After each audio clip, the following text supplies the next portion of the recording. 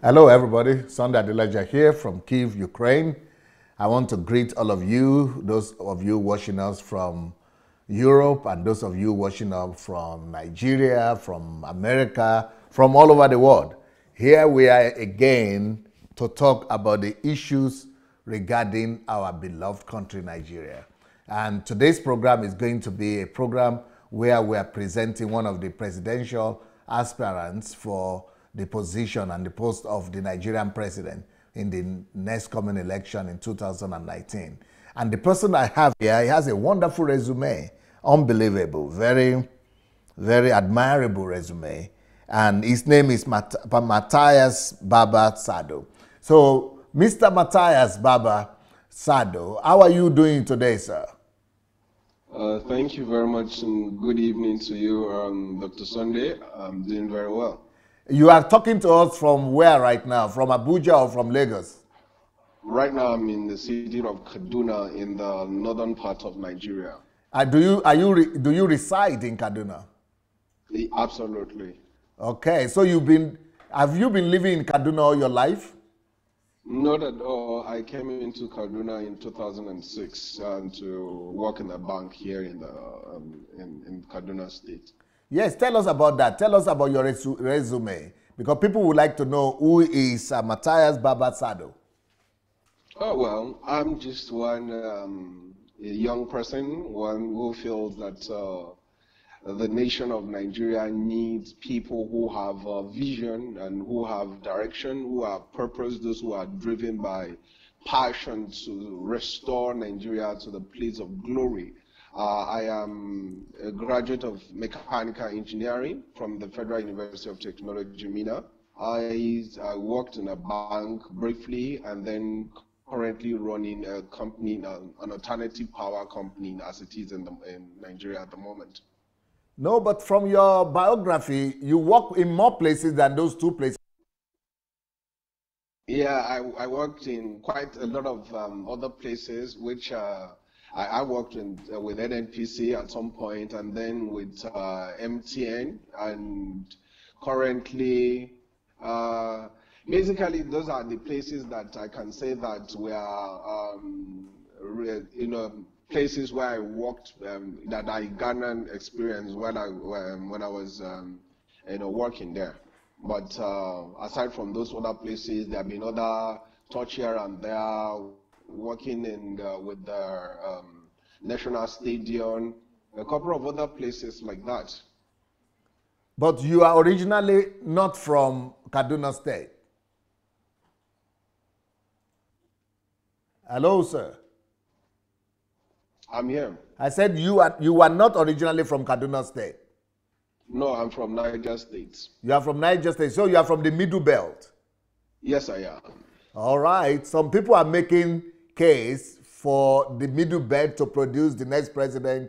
I heard Saraki talk the other day, and he was talking to his party members and saying that it is time for the Middle Belt to produce the next president of Nigeria, talking from PDP perspective, of course.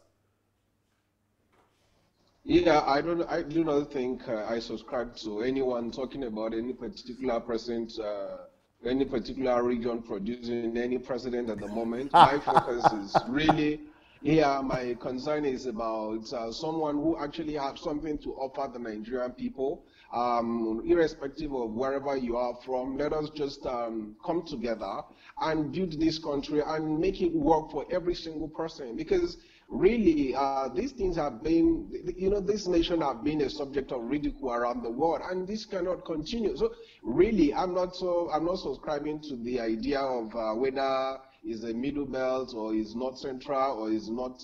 What I want is that I have the capacity to provide visionary leadership for Nigeria and make Nigeria work. I have the ability to rally around young people to support somebody that they can trust, somebody that they can be willing to work with, somebody that they can go to the street with, somebody who can relate with them. Basically, this is my motivation. I'm not really motivated by the fact that people are talking about middle belt or North Central or anything of that sort. Focus is, can you deliver? Can you give us the kind of nation we're asking for? And if you can do that, why not let's work together and get it done?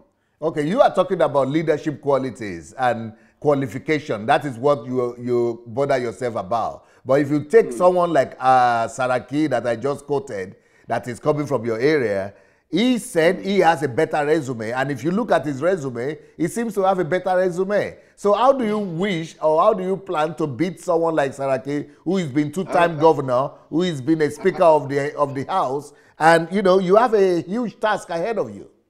I'm not going to be talking about resumes of people who have looted the nation. I'm not going to be talking about people whose experience are the problems that we're trying to solve at the moment. I'm not going to be interested in that. What I want to offer the Nigerian people is different. I'm not going to go over whether somebody is talking about how heavy his resume is. Governors, in fact, as a matter of fact, one of the things that I think such politicians have against them now is the experience, because that's what we don't need. That's what we're not looking for in Nigeria. We're not looking for experience that created the problems that we're trying to solve. That's the truth. That's the truth, Dr. Sunday. It's the absolute truth. So anybody that has any experience of impunity, experience of looting, experience of corruption, experience of all manner of things that they've done to the Nigerian state, what are we doing with it? What is the worth of that experience? The experience is the one that created the mess we are trying to clean up. So let anybody not talk about experience. I'm not interested in that. As far as I'm concerned about the kids on the streets of Kano. I'm concerned about the kids and the children that are roaming about the streets of Nigeria that cannot have a meal a day. Those are the things that I'm concerned about. I really don't want us to go into their discussions about whatever they call the experience. As far as I'm concerned, that's a baggage. It's not an experience. Are you a lawyer? No, I'm not. I'm an engineer. Well, you sound like a very rugged debater. No, not really. Dr. Sunday, it's the anger in my heart as regards to what these people have turned our nation to. They have reduced this country to a place where, people look at us outside there and they laugh at our country.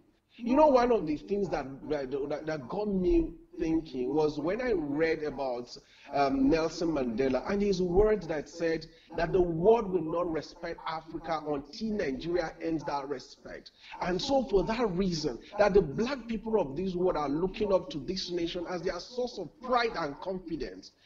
So I'm not. It's not just what these politicians are talking about. No, it is about the passion that I have, the zeal to be able to build the capital nation for the black people of this world.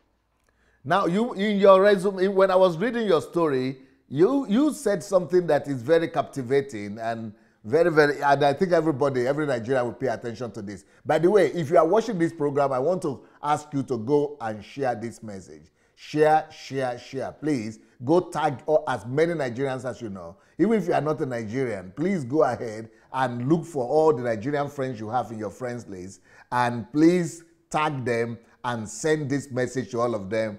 I am having a feeling that we are into a very engaging discussion today, and that this person that is here with us today might just be what Nigeria needs. Now, but in your document that I read, you said your vision is to make Nigeria into an economic powerhouse. That's right. So superpower. Yes. Economic superpower. Absolutely. That is too heavy. When you talk about economic superpower, you are talking about United States of America, you are talking about China, you are talking about EU, you are talking about Japan. Those are the 5 economic superpowers in the world. And, Nigeria is too far behind. What do they have that Nigeria does not have? How do you plan to make Nigeria an economic superpower? Well, simple. The first most important thing that needs to be done at the moment is the fact that we need to look at our resources, the human resources, basically.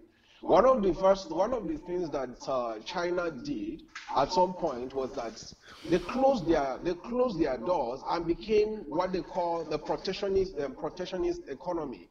they started looking within themselves and then asked nations to say, you know what, you cannot come into our country and just bring your product into our nation. The same thing that India did. If you remember, India at some point introduced what they call Make in India. And that is what has actually brought India to where India is today. Why is it that we have not taken advantage of our market, the market size, the Nigerian population? Why is it that nobody is looking at it? Why is it that as a country we cannot afford to manufacture tire in Nigeria? Why is it that we are exporting our crude oil and importing refined products? These are shameful things that should not be mentioned of a nation. So if Nigeria can just sit down for a minute and look at its potentials and look at its capacity, all we need to do is to get that system working, introduce that economic policy I'm talking about. Make in Nigeria is my economic policy. And this is what I'm presenting to the Nigerian people, that you know what, we cannot, there's no any nation in this world that has a population of over 200 million people that does not have a functional car manufacturing plant. Nigeria cannot boast of a tire manufacturing company. It's unheard of. So what we need to do, if we really want to get this done, or when I'm elected as the President of the Federal Republic of Nigeria, is to record all our multilateral and bilateral relationships, review every one of them, and ensure that Nigeria become important we put ourselves as strategic partners with other nations that we are doing business with. Not just a nation where people come and dump their goods in our shoulders. So as far as I'm concerned, if we can just industrialize Nigeria, even if we just use 50% of our market, just get those companies that are currently Toyota, for instance, who is supplying over 70% or 50% of the cars that are used in Nigeria. Why can't they come to Nigeria to come and manufacture their cars in Nigeria? Why can't we have Samsung come to Nigeria to come and manufacture his telephones, his phones, their televisions? Why can't we get all of these companies that are currently bringing their goods into Nigeria, why can't we get them to set up their businesses here in Nigeria and produce their goods? If we can get that done in less than 2 years, you will see the economy of Nigeria will pick up, and you will address a whole lot of things, because if you can do that, you will create millions of jobs. If you can do that, you save effects. If you can do that, you reduce insecurity. If you can do that, you boost the economy. So I don't understand why Nigeria should be looking at as a nation that is struggling far behind in terms of economic positioning. So as far as I'm concerned, the potentials are there. All that is needed is get the Nigerian people to rally around these ideas, and we can, believe you me, it will be achieved in no distant time. So, but it's not enough to just use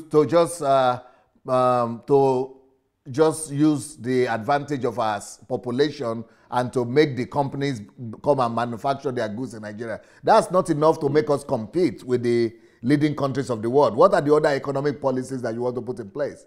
Well, basically, the first one is for us to look at that, and then the second part of it is, of course, a lot of people are going to talk about the fact that you have to deal with infrastructure. I know quite well that we have a huge infrastructure deficit, but all of these, to me, are economic opportunities. Every single thing that is not existing at the moment is an opportunity for somebody to get it done. So rather than for us to go out begging for arms and aids from nations and we're begging them to give us loans and all of that, why can't we empower our own people to design these local solutions within us and get the problem solved, rather than for us to just depend on, say, okay, well, based on our current situation, we might not be able to deal with our challenges. I think one of the problems that the African leaders have had over the years is the fact that we have looked down on ourselves, we have looked down on our abilities, we have looked down on our capacities, and you can see that across the country, across the world, Nigerians are doing excellently well around the world. Why can't they do that in our country? country? Why can't we bring our own people back home and say, you know what, guys, it is time for us to build a nation for ourselves? Why can't we get all of these people come back home to build hospitals for ourselves? Why can't we get them to come and build companies and industries that work for Nigerians? So basically, I think that we can deal with the issue of, one of the biggest challenges that I see is the issue of electricity, which I think is also an opportunity. I don't understand why this should continue for any longer. If we are serious as a society, a monogrid system that we currently practice is not sustainable. We need to ensure that our nation, we need to zone our country into maybe about 8 or 12 segments and get power supplied to every of these ends. Now, if you can do that and ensure that there is adequate rule of law and you have sanctity of contract, believe you me, businesses are going to be rushing into Nigeria. Why is it that we have a lot of portfolio investment into Nigeria and we don't have a lot of foreign direct investment into Nigeria? Portfolio investment comes into Nigeria because people believe that it's easier for them to remove their money the moment they feel they see any issues coming around. You can see the elections are around the corner and people are beginning to withdraw their investments in Nigeria. But if it is direct investments, how will such be possible? And how do you ensure that people have direct investment in your country? It's just ensure that contracts are respected. You ensure that the government holds its own side of the bargain. You ensure that there is ease of doing business. I don't understand why Nigeria, as a country that is supposed to be a construction site, should still be far behind in terms of ease of doing business. What are the things responsible for these people? You need to deploy technologies to solve most of our problems. So really, I do not see most of the things that Nigerian leaders see as problems, as challenges. I do not see them as challenges at all. I see them as opportunities for young people, for all of us to be able to put our heads together and build the kind of country we want. You refer to the example of India, and I see that you are inspired by their Made in India policy. And I see in your program as well that you want to introduce such a similar policy in Nigeria, Made in Nigeria. How do you see that happening? Make in Nigeria economic policy. Yes. It's simple. It's not made in Nigeria, actually. It's make in Nigeria. What's the difference? Okay, the difference is this. Made in Nigeria means maybe a good made by Nigerians. Okay. Make in Nigeria means goods made by other maybe companies from outside that come into Nigeria to come and make their goods. For instance, now if I'm asking Toyota to come to Nigeria to come and set up its company in Nigeria, it will not be made in Nigeria Toyota, but it's a Toyota make in Nigeria. So this is what we are saying, that industries and companies that we are currently buying our goods from, that are importing these things to our nation, rather than for you to continue to import these things for us to import these things into our country, come and set up your industry here. Make it here. Make your Samsung here. Make your Honda here. Make your BMW here. It's sad to tell you this, that recently BMW has just about to open one of the biggest factories in South Africa to supply which market? Nigeria market. Michelin is in Ghana. To supply which market? To supply Nigeria market. So we need to sit down as a nation and say, you know what, guys?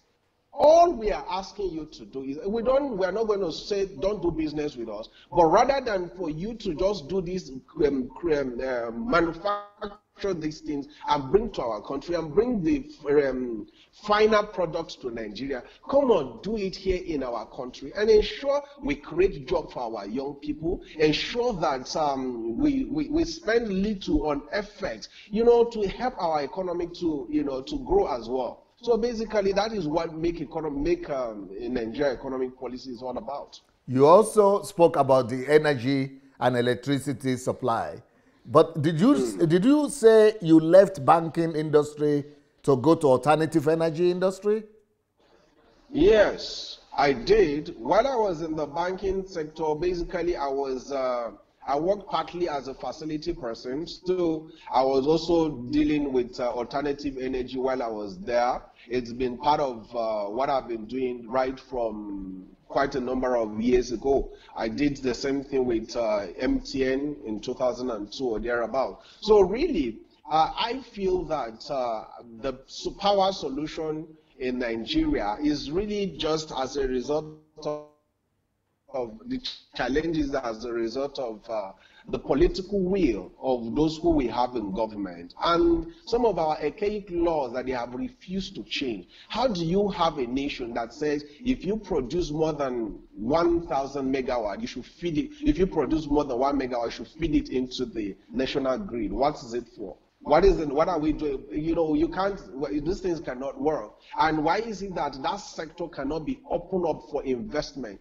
A lot of monies are out there to go into the investments in power sector. Why is it not forthcoming? So really, what is there is just for us to have seriousness in government. If we have all of those things put in place and that address some of these laws, I see that a lot of interest will come from outside the country that will invest their resources, and government will not even spend anything. All that government just ensure is to get, allow people to thrive with their businesses in Nigeria, provide for the people an enabling environment where they can easily do business. Basically, that's what we're supposed to have in Nigeria. And if you can get that done, I can guarantee you that across the country, you can start. And then, one of the things that we are proposing is that we can look at, for instance, Niger Delta area, where we are close to gas supply.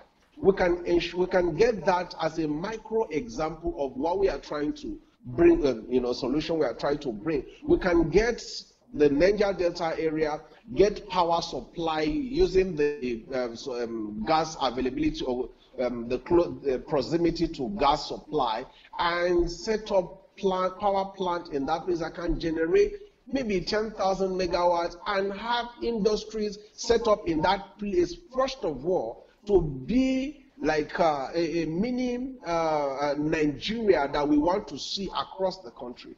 And because some of the problems that I see with Nigeria is the fact that when people want to solve the problem of the country, they want to solve the problem everywhere, going around the whole, the 940 kilometers square. No. Look at one area, solve the problem, just concentrate a solution in that area, and then replicate this solution across the country. This is how in engineering you solve problems. You don't just solve problems in mass without having a prototype.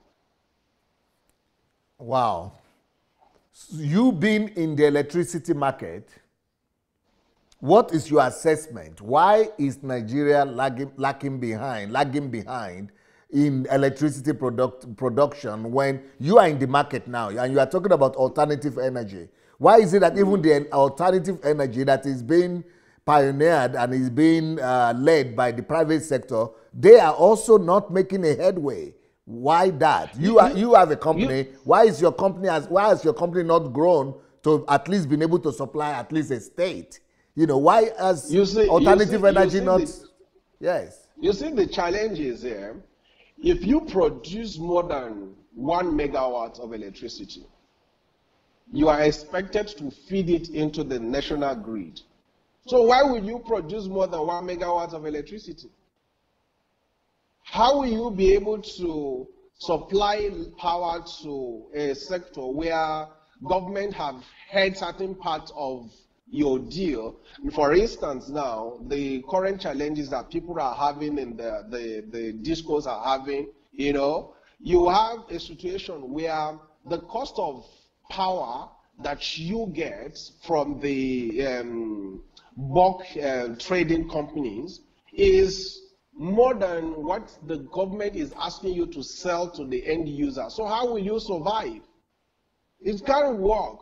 So all of these places, either two things: government subsidize these things and pay for it, or government allow people to pay for the right price of power. And until government is willing to allow this to work, we cannot solve the problem. But what I am actually proposing as a president would be that, you know what? we might subsidize the power that the R2 guys use, which is the residential power supply.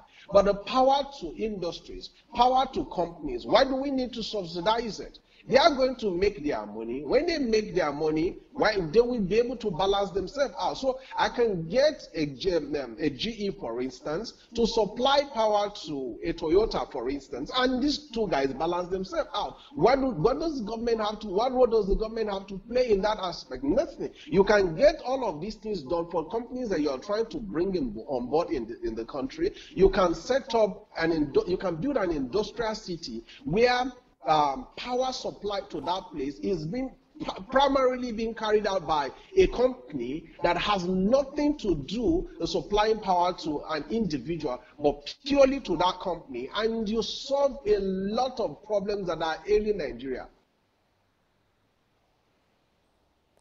So do you think that the National Assembly is not aware of that particular situation I just raised?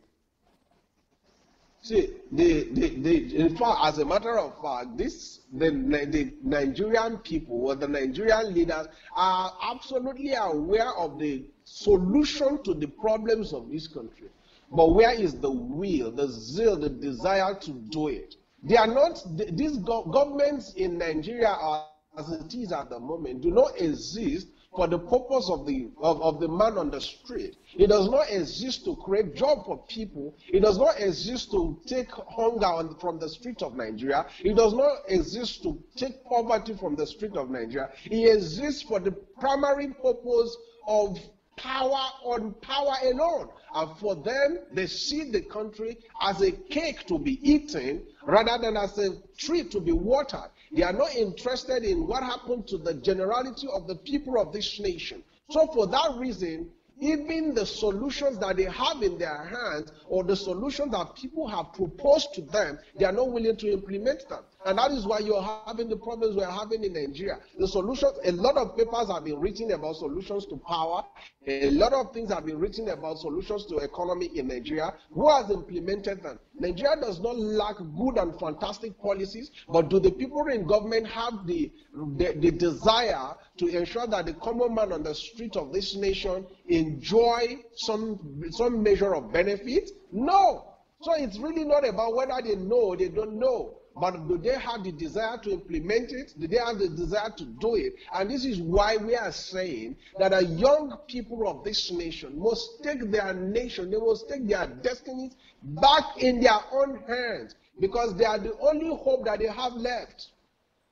But that thing you just said now, that doesn't seem true when you consider the people in the government right now. The people in the government right now, they don't seem to be as selfish as the ones that were there before. That thing you just said, that these people don't have political will or desire, I don't think we can say the same thing about Buhari. I think Buhari seems to be more concerned. Maybe he's been sick and things, and he's been weak, but he's not like he's not interested in the good of the country. And then the Minister of Power right now, he had sorry?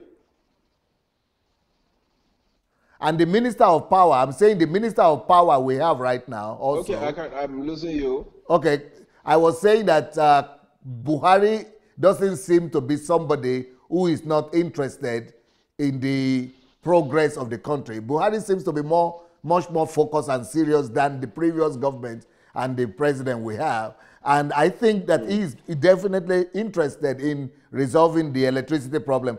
Also, even the power minister, he seems to be more of a younger person who is more interested in bringing solutions. He did something in Lagos State. He seems to have performed very well. And he seems to be doing a lot about power right now in the federal level.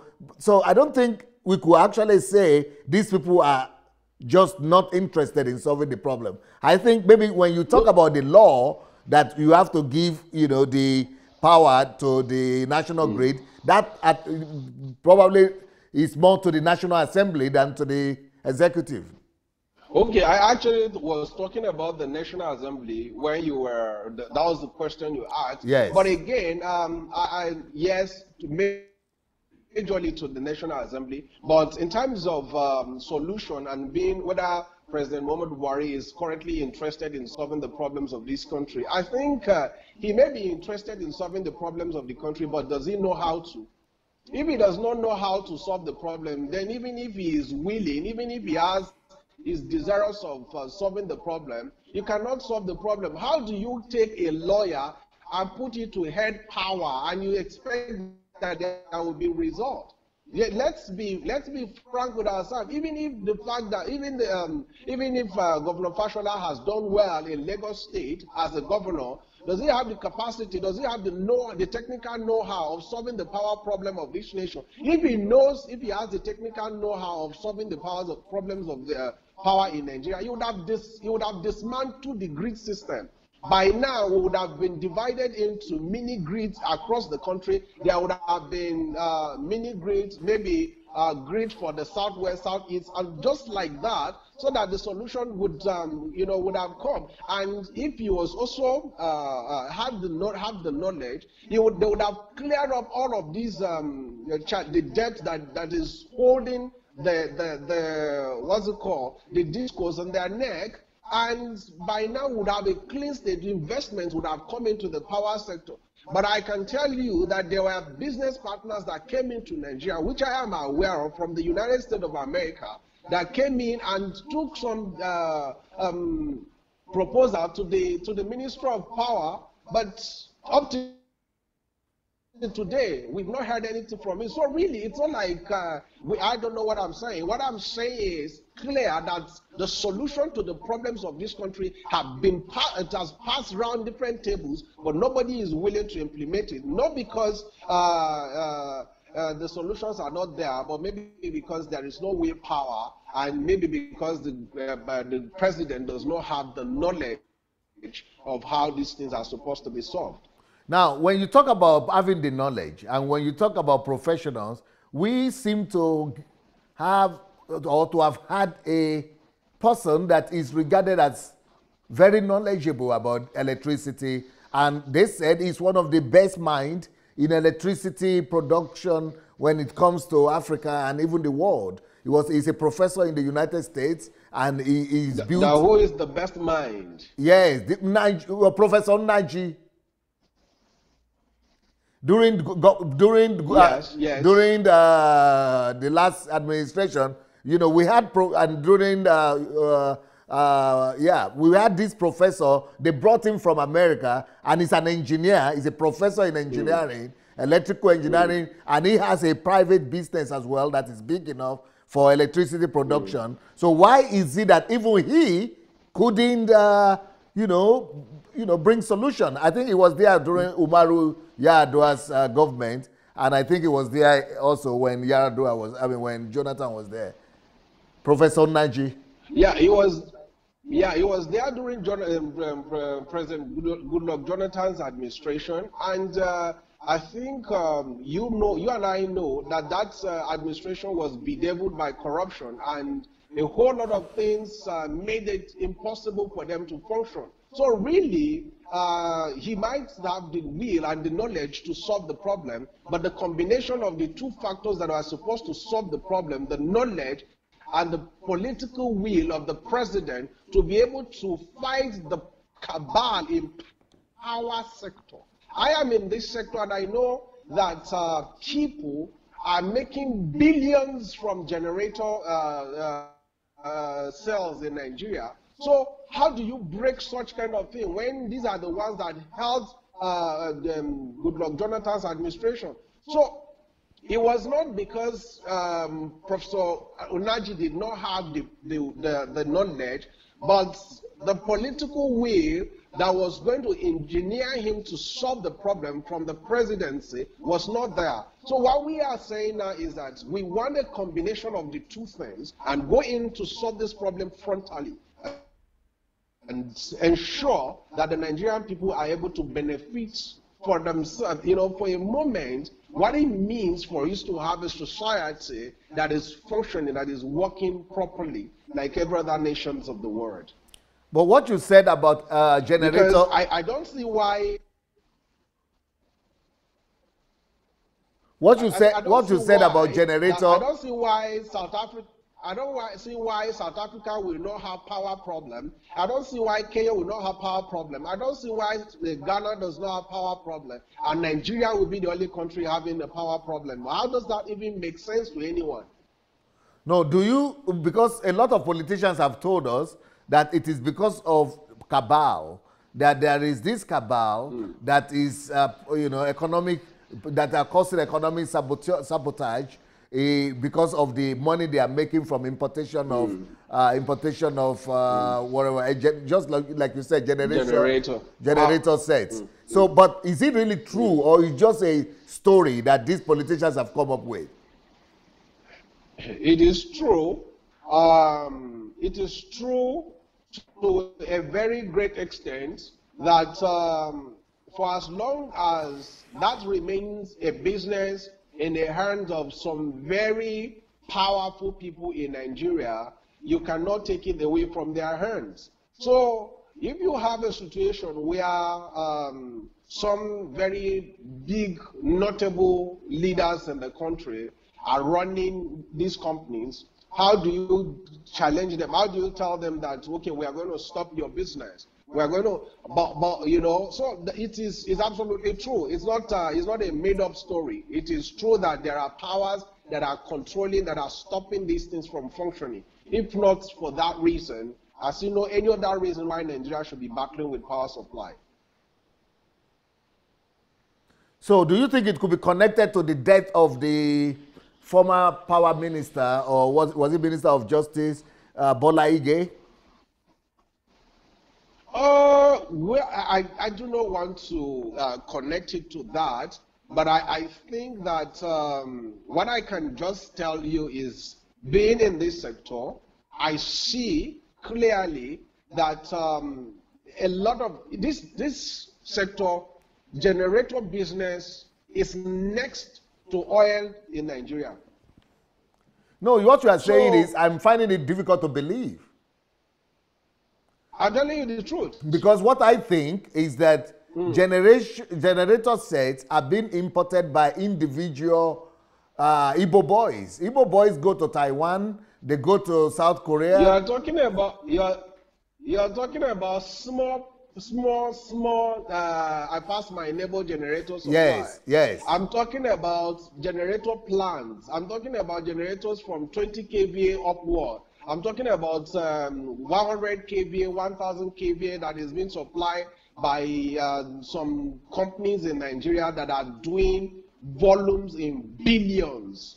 So I'm not talking about what you see on the streets of Kano or the streets of Lagos. No, I'm talking about big industry players in this alternative power supply. Okay. Because I pass my neighbor is what most Nigerians are familiar with. Yes, but that is not where the problem is. The problem is at the big boys that are doing the real deal, that are bringing the Pekins into Nigeria, the GMGs and all of that. Those are the big boys that are controlling, that do not want power supply to work in Nigeria. You also, you said it's next to oil, and in your program and in your biography also, I see that you have worked in NNPC before, and also you have a plan of restructuring NNPC to benefit Nigeria. Because NNPC is the biggest taxpayer in Nigeria and the biggest source of income to the Nigerian government. What will you tell us about NNPC? What was your experience working there, and what informs your? You see, because Nigerian society. Yes, please go ahead. Because Nigerian society is structured. Because Nigerian society is structured wrongly.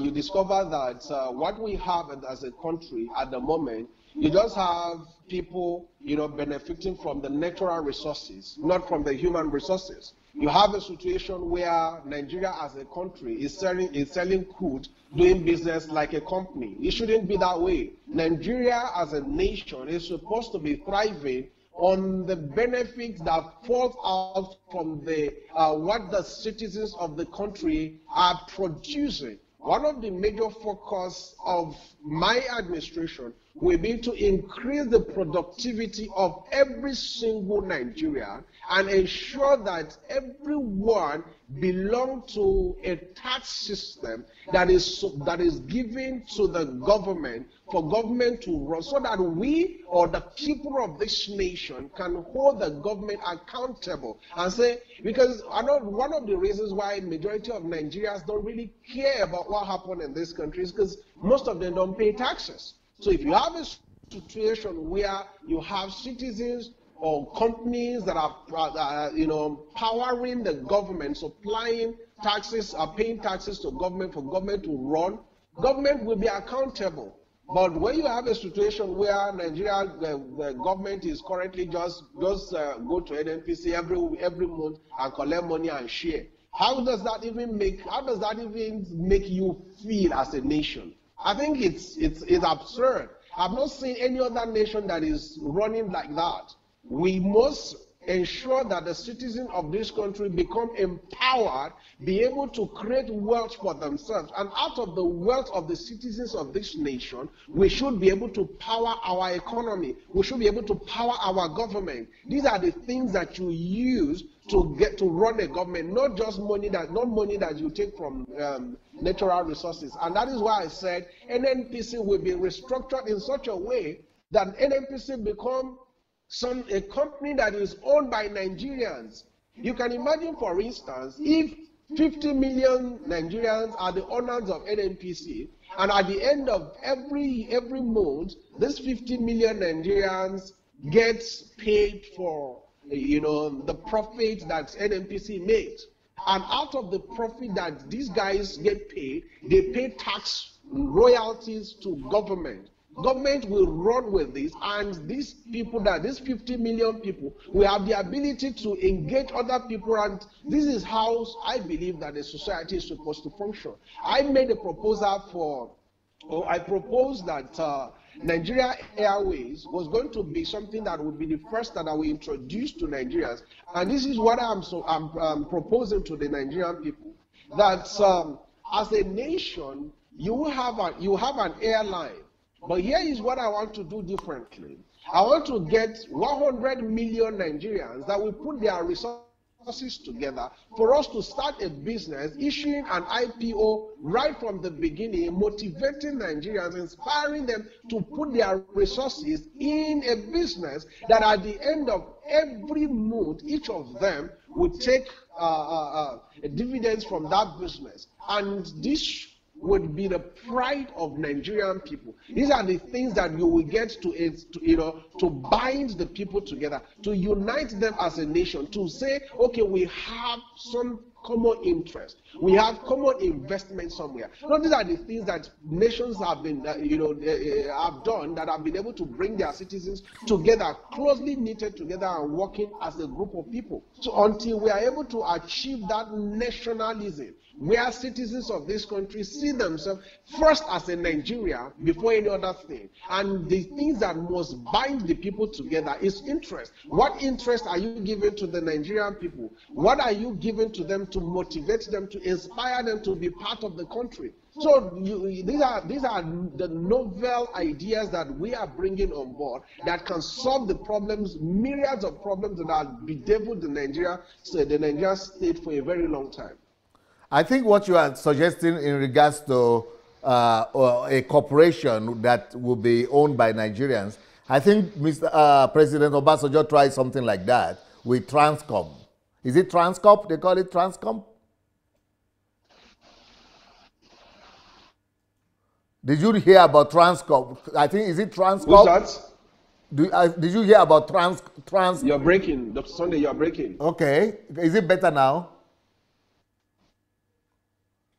I said President Obasanjo tried something like that with Transcorp. Transcorp? Yes. Are you familiar with Transcorp? Okay. Well, what Obasanjo tried to do, this was the idea behind what Obasanjo was trying to do. He was trying to bring a number of Nigerians together, but the problem will always be who will run it. So if you want to bring together a corporation like this where We are not, with Obasanjo, we only had hundreds of Nigerians, less than 1,000, who bought into Transcorp. But the management, who is going to run it? That becomes the issue. And they could run it down for their own benefit. Can you now imagine if you put 100 million or 50 million Nigerians to form a corporation, a gigantic one like that, and then somebody runs it down, you are going to have a civil war. Everybody is going to be at a loss, just like it happened with Transcorp. You see, what is I think the first fundamental thing that needs to be restored in Nigeria between the Nigerian leaders and the Nigerian people is trust. Basically, this is the foundation where everything else will be built. The reason why we've had a situation like failed systems like this in the past is because there is no trust and there is no transparency.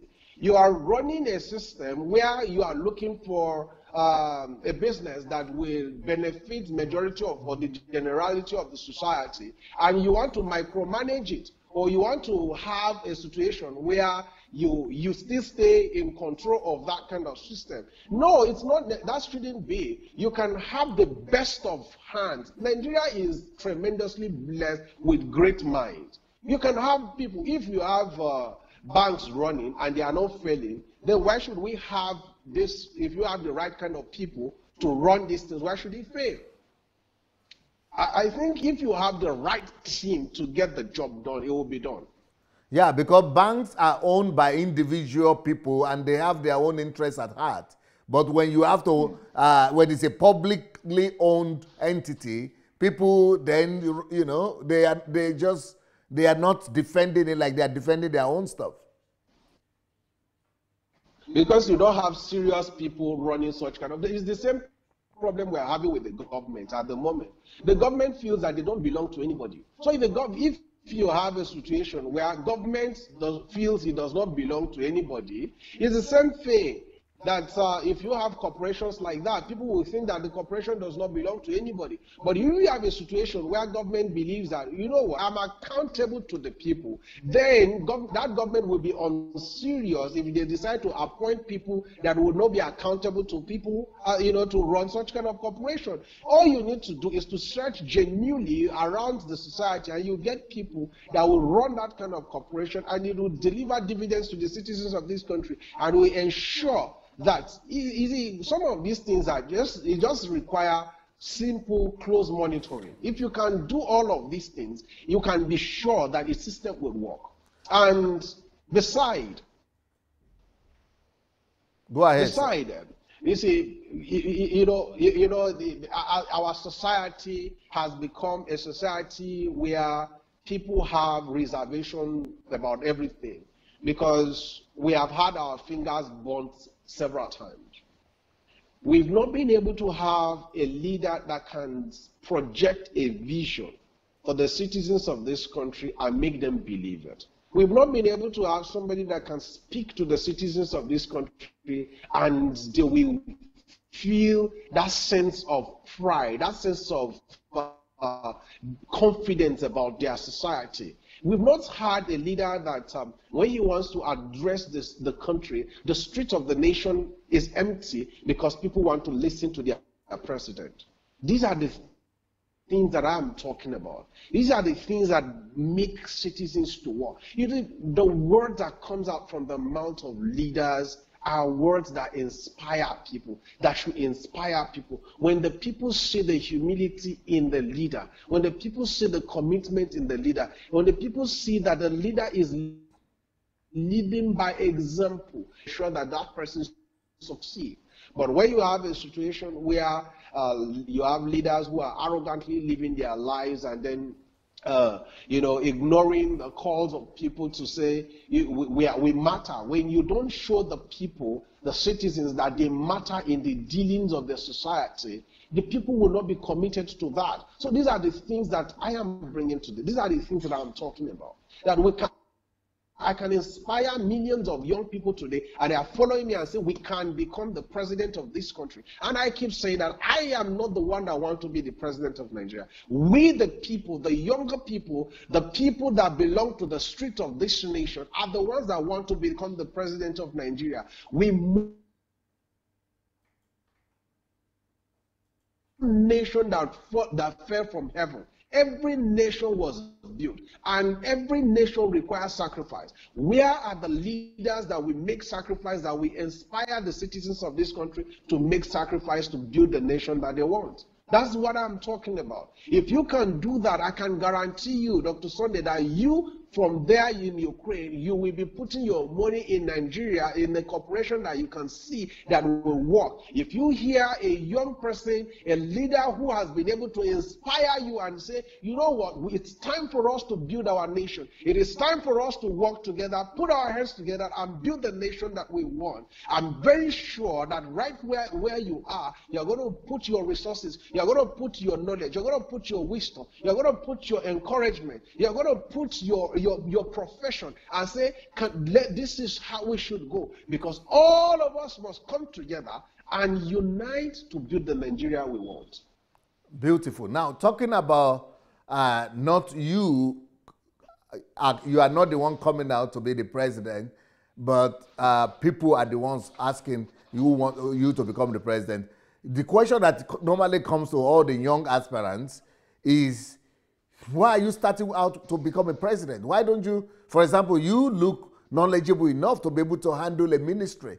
Why don't you just volunteer to become a minister in the government, or to become a governor, or to become a commissioner? Or why don't you start from somewhere? Dr. Sunday, we are in an emergency situation. We are in an emergency situation. It is not time for us to think about starting from anywhere. It is time for us to have, if we have the right vision, if you have the right ability, if you think we have the capacity to lead, because people think, oh, start from, we're not building career. We want to solve the problems of the country. It's not about trying to go into politics to build a career, grow through the ladder.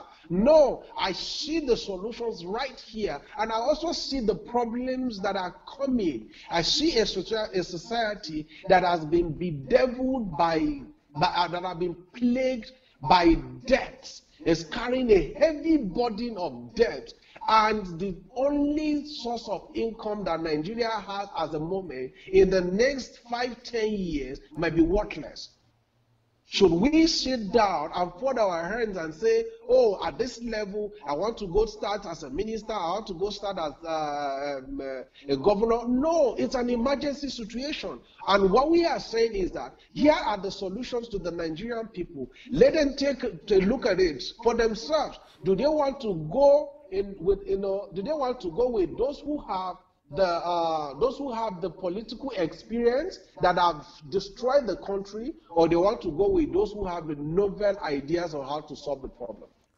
Well, you said you worked in NNPC. That is where we have the most money as a country right now. I asked the question, what was your experience there?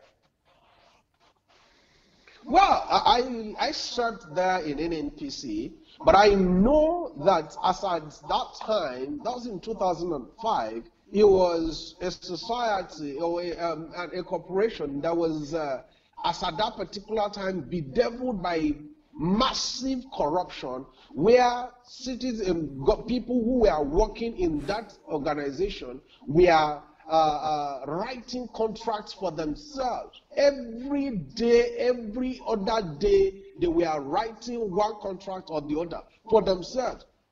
This is what I saw where I was there. So really, I have seen corruption face to face. And I know that these people and this society, this organization needs to be dismembered and ensure that the Nigerian people take ownership of this society, this organization, so that each and every one of them, for at least a moment, will have something that they call the benefit of being a citizen of Nigeria. Now, there are a lot of young people coming out like yourself. I want to ask you, what party are you running? Are you the president and the chairman and the presidential aspirant of your own party? Is it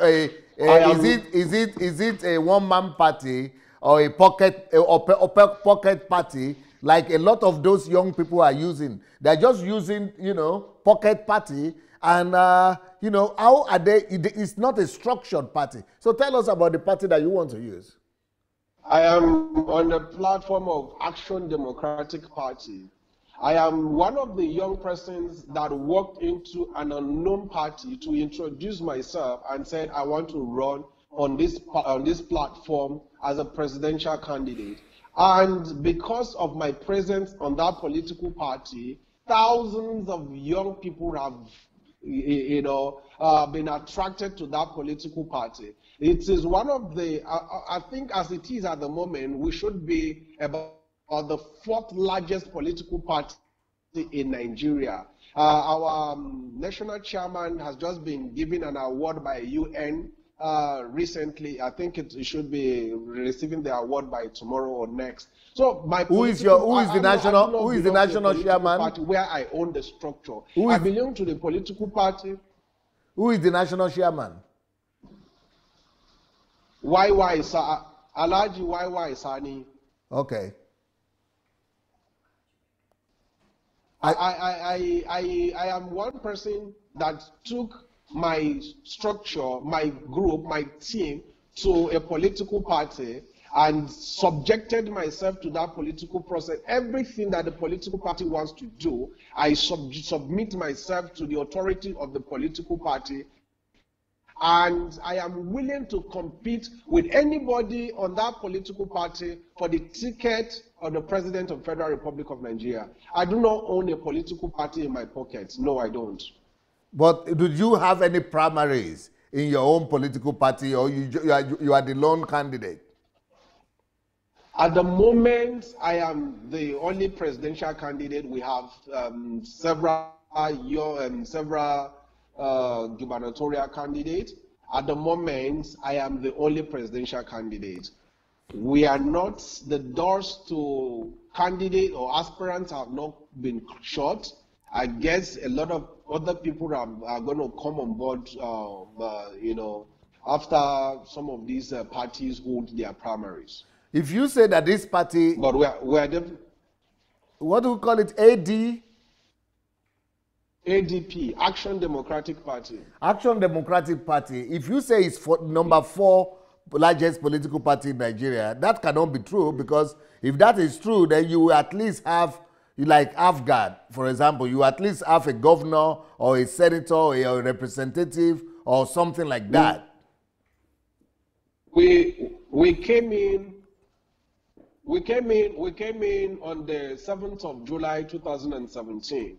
That was when our political party was issued a certificate. Okay. And since then, this party has been growing tremendously. If you see what is happening in Osun State, we are likely going to produce the governor in Osun State, because I saw the gubernatorial candidate in Osun State yesterday, and the mammoth crowd that's visited him, because the current aspirant, the current candidate of my party in Osun State was the former SSG of this current administration in Osun State that's defected into our party that is running under Action Democratic Party. That is to tell you how big Action Democratic Party has become. Okay, Action Democratic Party. That Oyegboyega or something. Is that his name? Sorry? I think the name of the man is being supported by Tinubu and all that, yes? No, that's APC. That is APC. Yes. But okay, but your my party is Adeoti. And Adeoti. Has he left this the government, the present government? APC. Yes, he has. He is running. He is a candidate of our party at the moment. He has left. He has resigned his appointment as the SSG. He is running. He has the massive structures in the Osun State, and very likely he is going to give them a run for their money, even if it doesn't come out as a winner eventually. Wow! Oh wow! Yes. So Yeah. your party is spread all over Nigeria. You already have structure then. We do have massive structure. I've received calls from different local government across Nigeria who have said, "Oh, Mr. President, we want you to come visit our state." We are invite people across the country. There is massive structures for Action Democratic Party. It happens to be one of the most credible alternatives that Nigerians have seen, and because it was a party that seemed to have more focus on the young people, it's attracted a lot of young people, and you know, wherever the young people are, the noise is always there, and wherever the noise is in politics, you know what it means. Wow, that's impressive. But you know, there is this argument that all you young political aspirants should come together and form an alliance so that you unseat these old brigades that have been running our country down. And I heard that there was an effort like that when these people formed pact. And, you know, then we don't understand what's going on. It's like some people say they have a consensus candidate in Fela Durotoye, or some other people are saying, people like Showore and Mogalu are saying, no, the thing fell apart.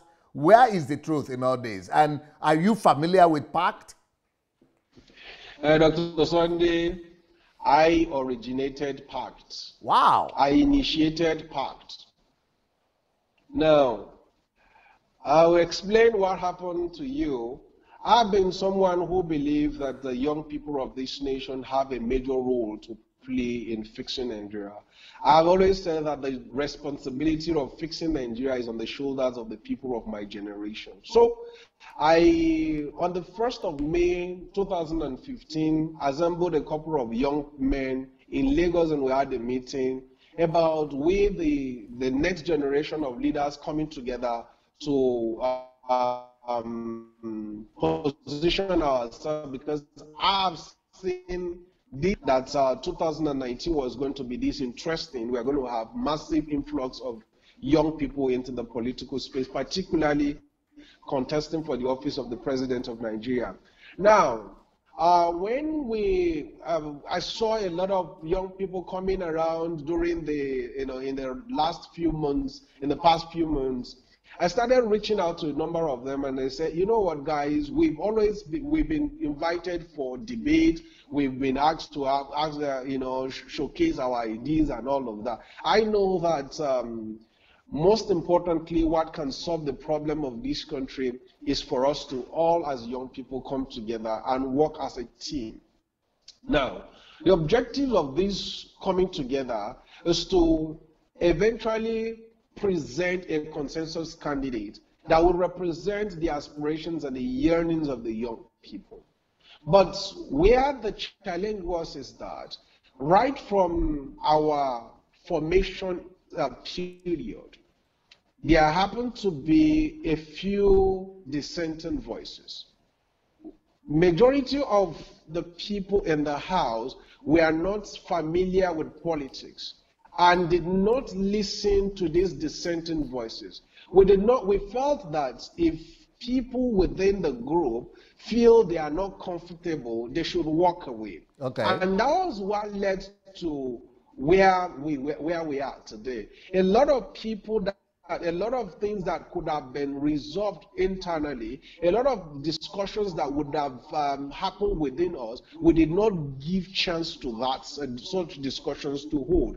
So for that reason, some people felt, look, this it didn't represent their own interest. And for that, from that moment, we saw a lot of challenges. We wanted to say, you know what, irrespective of whatever outcome of this, let us just proceed and ensure that we're able to get to an end, even if it means for us to start all over again. Because in this project, in this game of politics, you must learn to pack, unpack, and repack. And this is one of the things that I keep saying to the members of group that we were willing to work together. And say, you know what, mistakes will be made. We must be willing to learn from our mistakes. And as a matter of fact, a lot of people have made jest of fact, and they say, oh, these young people could not put themselves together. And I say, you know what, guys, it is never easy for people to submit their interest on the table and you be able to put all of these interests together and make it into one. It would take a lot of time. It would take a lot of processing. It would take a lot of processing. It would take a lot of input. And it would take a lot of falling apart and coming back together. But I still stand that until we are all ready to come back together, be it Professor Kingsley Moghalu, be it Showore, be it Ekubese, be it Fela Durotoye, be it Tope Fasho, be it Awa, be it Mathias, be it anybody, until we are all ready to come together and sit down and say, you know what, guys, let us put our energy together as a team and fight this battle, not just because we want to displace the current government, but because we want to form a government that can deliver the benefits and the things that the Nigerian people have been clamoring for. It is not about our individual interests. It is not about our personal egos, but it's about the future of this country. So for that reason, parts could not carry the burden of the entire society as at that material time. But that does not mean that there are no plans for us to come back together to forge ahead. There are plans for us to still reconvene and make a headway out of it. Okay, what about yourself? Do you have, some people talk about 7-point agenda, some people talk about 2-point agenda. Do you have any agenda of what you plan to do when you become the president? Yes. Economy. We have education. We have security. We have health care. We have rule of law. These are things that I think are the foundation to building a country. Number one key thing is that the issue of economy. How do we get Nigerian people all empowered, being able to contributors to the Nigerian state? This is extremely important to me. I want to see a situation where a secondary school graduate will be able to get a job in factory, or even while working, to do part-time jobs and get a lot of experiences and be able to contribute to the building of this society. I want to have a situation where I'm able to mop the young people, the strength of the young people across the country, companies into industries that would be set up, making Nigeria economic policy. I want to ensure that I get the young people all come in together into the process of building the Nigeria into the edifice that we want. Then the issue of security, there's no way you can secure a nation without having data. You cannot build a nation without having adequate information about the citizens of your country. Unfortunately, Nigeria have data scattered right everywhere, but we do not have a data collected together. So I have a plan that in the first 3 months of our administration, we will synchronize the data from the bank, data from the telecom industry, data from the government offices, all of these, and establish what I call the National Data Bank, such that the information about every single citizen of this country will be captured in that place. Then we deal with the issue of border security. We are looking at a situation where we have a new set of security team that will take over our borders to ensure that the borders of Nigeria become secure. As it is at the moment, you have well over 144 openings for people to trek into Nigeria anytime they like. All of these things shouldn't be. So all of these borders will have to be secured. We have a situation where we have a plan for education. How can you have a situation where teachers look like beggars on your streets? How do you ensure that these guys are motivated? How do we get our best of graduating students to want to go into the teaching profession? These are the people that are supposed to make the next generation. But you have people who are not well paid, they are not well taken care of, the government is not in, the minimum wage cannot even take them home, the minimum wage of Nigeria cannot even pay for your national, the international passport of a citizen. So all of these things have to be put in place. How do we get our teachers to be motivated? You need to ensure that our teachers are adequately rewarded, are adequately paid. And then you need to ensure that the education, the schools that like, one of our plans is to focus on government colleges and unity schools across Nigeria. Get them back and let them be equal to every other government secondary schools across the world. It is not impossible. These things has to be done if we are serious about building a future for this nation. And so these are the things, these are the plans that we have. And like I said before, we will take a micro meaning segment and solve that particular micro problem and ensure that the solution at that micro place is replicated across the country. If we are looking for a solution in the health sector, how do you have a situation where the general hospital in the Abuja General Hospital cannot, in fact, is what like, there are not hospitals around Africa that I can compare to the potentials of General Hospital Abuja. And one of the things that I have as a plan is to shut down Aso Rock Clinic so that my family and myself will use General Hospital Abuja, and General Hospital Abuja will become like one of the hospitals you see in Dubai, one of the hospitals you see in India. Then we can now take this General Hospital Abuja and replicate it across the country. This is how you solve problems. What about housing issue? How do you plan to, you mentioned housing. Housing is, in fact, I think housing is one of the easiest problems to solve because you have virtually all the raw materials that you need around here in Nigeria, including labor. So why is it that we have all of these problems still disturbing us? We are going to deploy our young people to massively, build houses.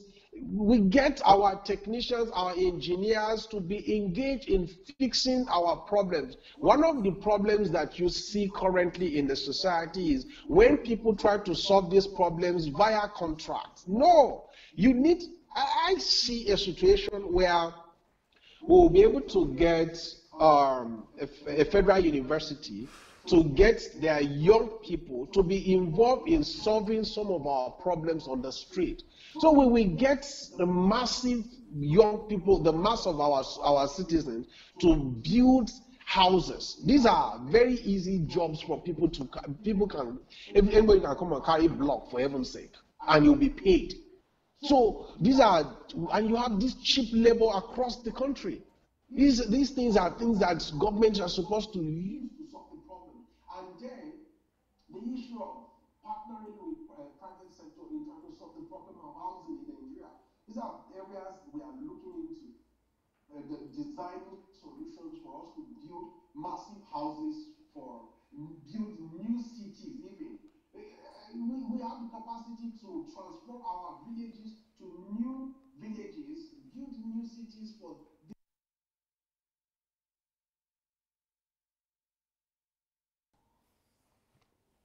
Yeah, go ahead. Yeah. So really, I'm saying that most of our problems, right inside our problem, are the solutions. And the solutions to our problem are even solution to that we see that if you have a country where millions of young people are unemployed, and you have a country where we have millions of housing deficit, why is it that we cannot deploy this huge population to solve the problems of housing in Nigeria? Why is it that we cannot have some of the raw materials that are supposed to be used in solving the problems of this country being mined from our nation to solve the problems on the street? In this Kaduna city where I live, it has the capacity to produce 50 million tons of ties.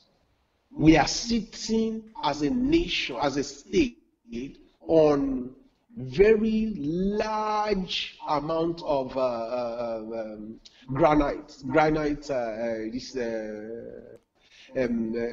what's it called? Fertile production. Fertile production. But this has not, nobody is looking into all of these things to solve our problem. Rather, we'll go to China to import ties to Nigeria to come on, to solve our problems. We need to look at our solid minerals. How do we get our solid minerals to become some things that we'll use to solve our problems? This is how nations are built, in my own views. I do not think that we lack anything. Is it manpower? We have it. Is it resources? We have it. Is it problem? We have it. So if you have a problem and you have resources, why are you still complaining about your problems? Wow. How do we get into, I think, do we have his contact? Can you show his contact? Because we would like to show your information. What would you like to tell our people? Our time is over. And what would you like to tell our audience before you go? Well, I think, like I said from the beginning, the future of our country as it is at the moment rests on the shoulders of the people of my generation. We believe we have the capacity to build the Nigeria of our dream. A lot of waters have gone under the bridge, but it is time for us to move on as a nation. It is time for us to make progress. It is time for us to position ourselves as a nation, for the world to look up to us and say, you know what, Nigeria has risen. And I believe I have the ability to inspire the young people of this great nation to greatness. If they give me the opportunity to lead them, the Nigeria that you see today will be something that in 4 years, you will look back at it and wonder if this is the Nigeria that we used to have.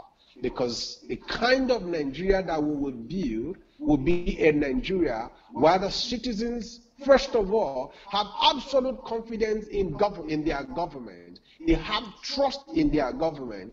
And then citizens that are well empowered, the citizens that have absolute confidence in themselves, and the citizens that are doing well for themselves across the country. We want to restore the glory of our nation. The days when Nigerians used to go to United Kingdom and the people of United Kingdom will receive them and salute them is the days we want to return back. The days when Naira and dollar were equivalent are the days we are looking at. The days when the citizens of this country will walk with their head high everywhere in the world and say, I am proudly a Nigeria, and not just because they feel like saying it, but because they are proud right down with it from their heart. This is the Nigeria of my dream, the Nigeria I want to leave behind for the children to come, the Nigeria that will be a place where the leaders see the society or the national resources and what belong to the people,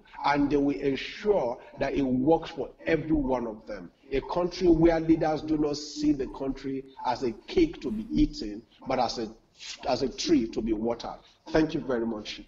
Wow, beautiful, beautiful. Well, that's the presidential aspirant for Democratic, what was it party again? Action Democratic Party. Action Democratic Party. And please, we have all his information on the screen right now. You can get in touch with him, with his party, with his team. You know, we need people like this in the government. We need people like this in the government. Please go and share this message. Share with your friends and family members, and let people get to know more about this very inspiring Nigerian. Thank you so much for coming, Mr. Mathias, and I wish you very much luck and success in your campaign. Thank you very much. God bless. I'm very glad you had me. Thank God you. bless you too. Bye. Yeah, bye.